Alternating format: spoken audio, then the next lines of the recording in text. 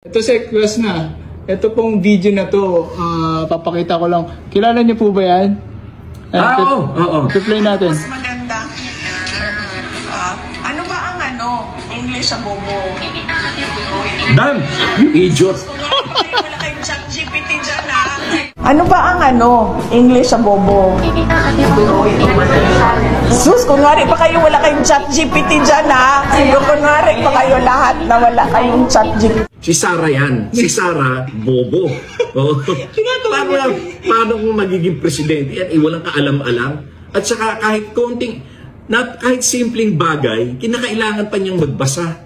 Kaya nakita mo nga nung hearing sa Congress, di ba? May suot-suot siya na na hinihintay niya na idikta sa kanya kung ano. O kaya meron siya katabi, bubulungan siya kung ano isasagot niya.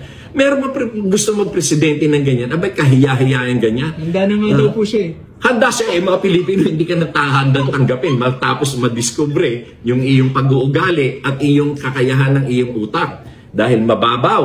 O si Sarah ay isang bobo. Bobo at boba, pareho lang yun. Tinatanong niya yung ano English ng bobo. Pabira. Yun na nga. Kailangan pa yung chat GPT.